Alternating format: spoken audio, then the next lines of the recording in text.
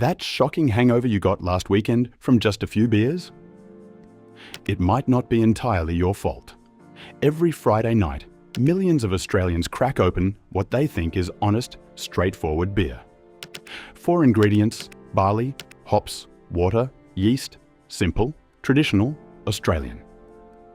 But here's the truth the beer industry desperately doesn't want you to know. Most mainstream Australian beers contain undisclosed additives, hop extracts processed with industrial solvents, and sugar adjuncts that have absolutely nothing to do with traditional brewing. Some use supplementary enzymes to force harder fermentation. Others are stripped so heavily through ultrafiltration that beneficial compounds are completely removed. And the most insulting part? Australian law doesn't require beer companies to tell you any of this. No ingredient list, no disclosure, nothing. Just marketing about heritage and mateship while they sell you industrial beer made by Japanese corporations using the cheapest possible shortcuts. Today, we're exposing 5 beer brands that may be giving you worse hangovers than you deserve. And I'm going to show you exactly what's in them, who really owns them, and what you should buy instead. Let's start with the ownership story that changes everything. The Japanese takeover no one talks about. Before we dive into specific brands, you need to understand something absolutely critical about Australian beer. Carlton and United Breweries, that's VB, Carlton Draught, Great Northern and Pure Blonde, was sold to Asahi Group Holdings, a Japanese corporation, in June 2020 for $16 billion. Lion, that's XXXX Gold, Tooheys and Hahn, has been 100% owned by Kirin Holdings, another Japanese corporation that's part of the Mitsubishi Group, since 2009. They paid $3.5 billion. Together, these 2 Japanese-owned companies control approximately 89% of Australian beer production. The only major Australian-owned brewery remaining is Cooper's in Adelaide, with roughly 5% market share. Your iconic Australian beer is Japanese. The profits flow to Tokyo and Osaka. The brewing decisions are made to maximize returns for foreign shareholders. And when Lion shut down Adelaide's 160-year-old West End brewery in 2021, eliminating 94 jobs, it wasn't about beer quality. It was about cost-cutting for Kirin's bottom line. This matters because foreign ownership shapes what goes into your beer. Why Australian law lets them hide everything. Now let's talk about what Australian law allows these companies to hide from you. Under food standards, Australia, New Zealand regulations, alcoholic beverages are exempt from mandatory ingredient labelling. Beer labels only need to declare allergens like sulfites above 10 parts per million, alcohol by volume, and standard warnings. No ingredient list. No nutritional panel. Nothing. As one frustrated consumer wrote on forums, all beers in Europe and Asia have an ingredient list on the label. So why do the Aussie beer companies get an exemption? The answer is they lobbied for it, and successive governments gave it to them. This exemption means you're drinking blind. You have no idea what's actually in that stubby. And the 5 brands we're about to expose are taking full advantage of your ignorance. Number 5. Victoria Bitter. VB is Australia's most iconic beer. The hard-earned thirst, real Aussie blokes, heritage going back to 1854. At $55 to $60 for a 24-pack at Dan Murphy's or BWS, it's not even cheap anymore. But here's what CUB doesn't advertise. VB uses cane sugar as a confirmed adjunct in its grain bill. Homebrew clone recipes estimate 8 to 30% cane sugar. Real beer is made from malted barley. Sugar is cheaper. It thins out the body and creates a lighter beer that's faster and cheaper to produce. VB is brewed using what CUB calls the Wort stream high gravity process. Beer brewed at higher strength, then diluted with water to reach the target alcohol content. This industrial shortcut is about maximizing tank capacity and throughput, not beer quality. VB uses pride of ringwood hops or extracts of those hops. And here's where it gets truly concerning.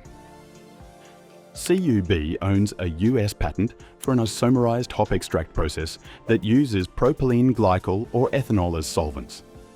Propylene glycol is the same chemical used in antifreeze.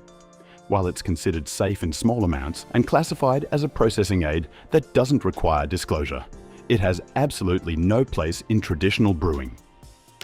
The finished VB undergoes forced carbonation, pasteurization at around 70 degrees Celsius, and ultrafiltration for clarity. By the time it reaches your glass, it's been processed within an inch of its life.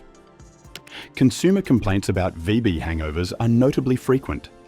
On homebrewing forums, one user wrote, "VB is the only beer to ever have given me a really bad hangover, to the point of being violently ill."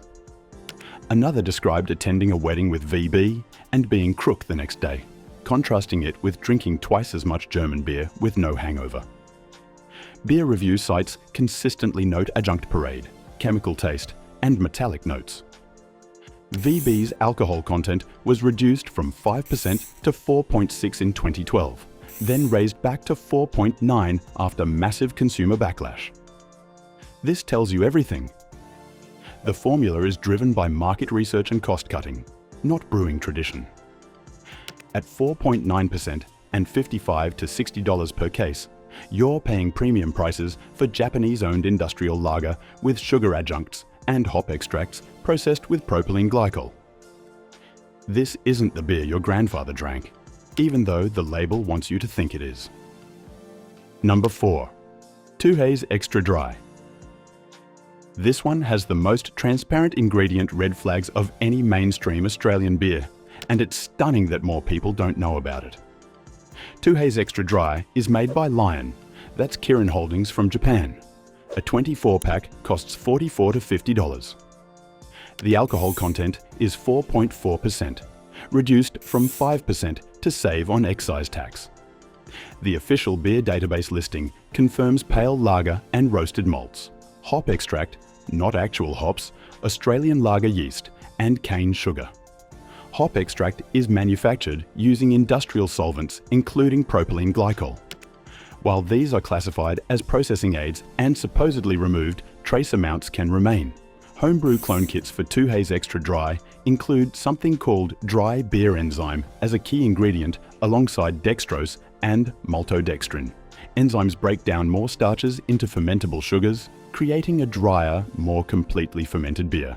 Here's the smoking gun that proves Lion knows exactly what they're doing. In 2008, Lion launched a massive natural beer promise campaign claiming to return to only 5 natural ingredients in their beer. Tooheys New was included, XXXX Gold was included, but Tooheys Extra Dry was specifically excluded. Lion never explained why. They cleaned up some beers, admitted those beers previously contained unspecified additives, but left Tooheys Extra Dry exactly as it was. What does that tell you? It tells you Tooheys Extra Dry contains things Lion couldn't remove without fundamentally changing the product. Beer review sites frequently describe a chemical-esque finish and plastic notes. One reviewer wrote, "All Tooheys beers taste the same. This is just really bland and once again, really chemically." Another said, "I feel a headache coming on every time I down a few cans." At $44 to $50 for Japanese-owned enzyme-enhanced beer with hop extracts and cane sugar that was specifically excluded from Lion's own natural brewing promise, Tooheys Extra Dry is a beer you should never buy again. Number 3. Hahn SuperDry. Hahn SuperDry is marketed as premium beer for sophisticated urban drinkers. The sleek bottle, the low-carb positioning, the higher price point at $47 to $55 per 24-pack. But Hahn SuperDry's ingredient reality completely contradicts its marketing. The beer achieves 70% fewer carbs than regular beer through extended enzymatic fermentation that converts more sugars to alcohol. Founder Chuck Hahn himself confirmed in lectures that they use extra enzymes to break down the starches as much as possible. The official database listing confirms hop extract, not actual hops, and cane sugar. But here's what makes Hahn particularly deceptive. Their website specifically claims they use only the best hops, water, yeast, and malted barley. That's it. 4 ingredients. Traditional brewing, except we know they use hop extracts processed with propylene glycol, supplementary enzymes, and cane sugar. The marketing is a lie. The low-carb process creates its own problems. More complete fermentation means more fermentation byproducts per unit of carbohydrate consumed.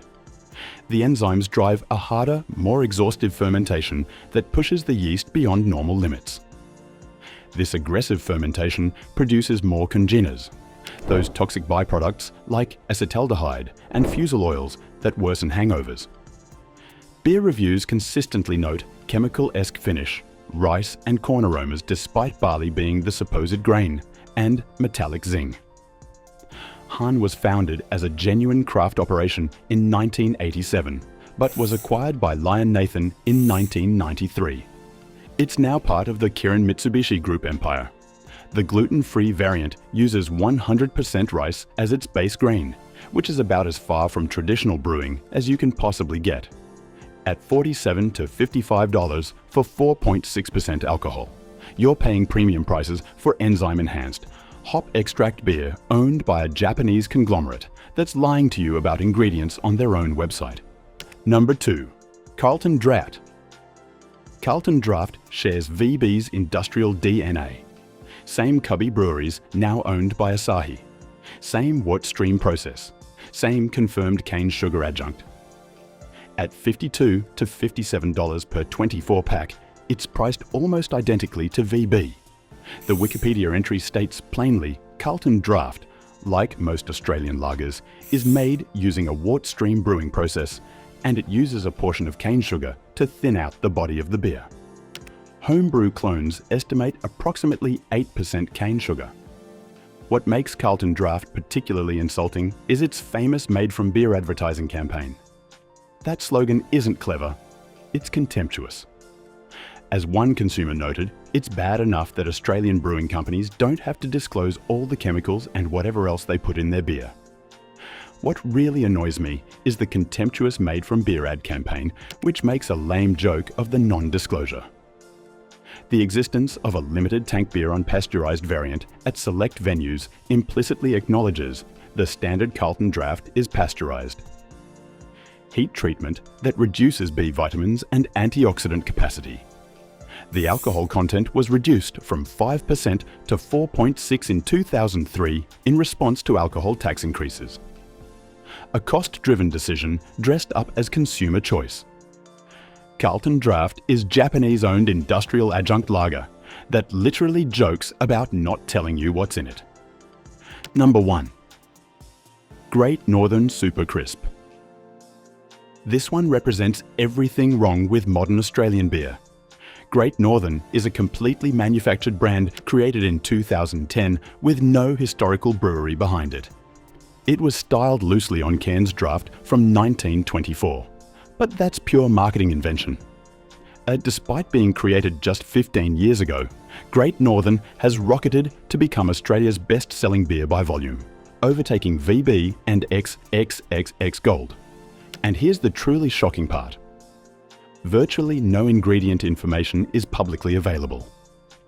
CUB, that's Asahi from Japan, has disclosed almost nothing about what's in Great Northern. After extensive research, I couldn't find confirmed ingredient lists, brewing process details, or any transparency whatsoever. It's a complete black box. The value proposition is terrible. The bottles are 330 milliliters, not the standard 375. The alcohol content is 3.5% mid-strength, and the price is $53 to $56 per carton. You're paying more per standard drink than full-strength alternatives for smaller bottles of mid-strength beer with zero ingredient disclosure from a brand that didn't exist until 2010. In 2025, Cub's CEO stepped down after backlash over Great Northern's outdoors for a cause campaign with the Foundation for National Parks and Wildlife, which was accused of greenwashing, using environmental marketing to sell more beer while providing minimal actual conservation benefit. Great Northern is the starkest example of marketing triumph over substance in Australian beer. The science. Why these beers hit harder. Now let's talk about why these beers may actually be giving you worse hangovers. A 2010 study from Brown University, published in a major alcoholism research journal, is critical evidence. 95 heavy drinkers consumed either bourbon, which has high congeners, or vodka, which has low congeners, to identical blood alcohol levels. Hangover severity was significantly higher after bourbon. This confirms that congeners, those toxic fermentation byproducts including methanol, acetaldehyde, and fusel oils, worsen hangovers beyond the alcohol itself. Methanol competes with ethanol for the same liver enzyme, prolonging your exposure to acetaldehyde, which is 10 to 30 times more toxic than ethanol itself. How does this apply to mainstream Australian lagers? 3 mechanisms. First, rushed fermentation increases congeners. Craft lagers typically ferment for 3 to 6 weeks at cold temperatures. This allows yeast to reabsorb acetaldehyde and metabolize volatile fusel alcohols. Industrial breweries compress this to 7 to 10 days. Faster, warmer fermentation stresses yeast and produces more hangover-causing byproducts. The extended enzymatic fermentation used in Hahn SuperDry and Tooheys Extra Dry may generate additional byproducts from that harder fermentation push. Second, forced carbonation speeds alcohol absorption. A 2007 study found 14 of 21 subjects absorbed alcohol faster with carbonated versus still drinks. Forced carbonation, which is standard in all 5 brands, can produce higher carbonation levels than natural conditioning. This increases the rate of gastric emptying and alcohol absorption. Higher peak blood alcohol from faster absorption correlates with worse hangovers. Third, heavy filtration strips protective compounds. Ultrafiltration and industrial clarification treatments significantly decrease polyphenol and antioxidant content. Studies show these processes reduce total polyphenols by roughly 46% and flavonols by roughly 74%. These compounds help mitigate alcohol's oxidative stress. When you strip them out for shelf stability and clarity, you're removing the natural protective compounds present in unfiltered, naturally conditioned beer. To be clear, ethanol itself is the overwhelming primary cause of hangovers. But not all beers are created equal in what they add on top of the alcohol. What you should buy instead. So what should you actually buy instead? The answer is simpler than you think. Cooper's Brewery in Adelaide is family-owned since 1862, now in its 6th generation. They use 4 ingredients: malt, hops, water, and yeast. No additives, no preservatives, no cane sugar adjuncts, no hop extracts, no enzymes. Their beers are naturally bottle conditioned through secondary fermentation. That cloudy appearance comes from live yeast, not poor filtration. At approximately $50 per 24 pack for Cooper's Original Pale Ale, it's actually cheaper than VB at $55 to $60 and Carlton Draught at $52 to $57, while delivering demonstrably better ingredients and traditional brewing methods. Cooper's was named Best Australian Brewery at the 2025 Australian Liquor Industry Awards. Available nationwide at Dan Murphy's, BWS, Coles, Woolworths, and on tap at most pubs. This is Australian-owned, traditionally brewed, naturally conditioned beer at mainstream prices. If you want genuinely independent craft beer, Young Henry's from Newtown in Sydney is excellent. Australian-owned since 2012, their Newtowner Pale Ale won Best Independent Craft Beer at the 2025 awards.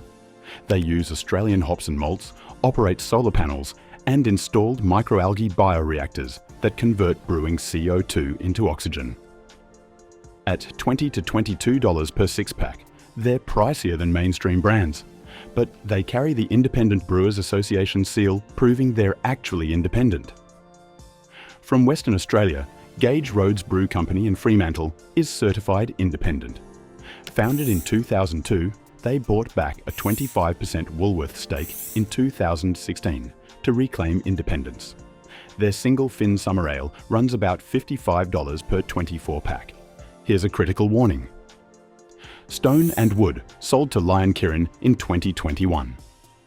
Bolter sold to Cub Asahi in 2019. Four Pines and Pirate Life sold to Cub in 2017. Little Creatures, Lion Kirin since 2012. All of these brands look independent with craft branding and local imagery, but they're owned by the same Japanese multinationals. Look for the Independent Brewers Association Certified Independent seal on packaging. That's your guarantee. Here's the bottom line. Every single one of Australia's mainstream beer brands is Japanese owned. VB, Carlton Draught, Great Northern, that's Asahi. Tooheys, Hahn, XXXX, that's Kirin. Together, they control 89% of Australian beer. They're using cane sugar adjuncts to thin beer and cut costs. They're using hop extracts processed with propylene glycol instead of actual hops. They're using supplementary enzymes to force harder, faster fermentation.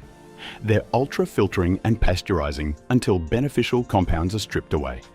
And Australian law allows them to hide all of this from you because alcoholic beverages are exempt from ingredient labeling. You have no right to know what you're drinking. Meanwhile, Cooper's Pale Ale costs less than VB, uses only 4 ingredients, is naturally conditioned, and is the last major Australian-owned brewery standing. The choice is obvious. If this video opened your eyes to what's really in Australian beer, smash that like button right now. Share this with every beer drinker you know. Most Australians have no idea they're drinking Japanese-owned adjunct lager with undisclosed hop extracts and enzymes. Subscribe to the channel because I'm exposing more beverage industry frauds that are ripping off Australians. Hit the bell icon so you don't miss the next video. And drop a comment below telling me which brand shocked you most, or if you're switching to Cooper's or genuine craft beer. I read every comment. Together, we're going to demand transparency from the beer industry and stop funding Japanese corporations that treat Australian consumers with contempt. Thanks for watching, and drink real beer made by Australians with real ingredients.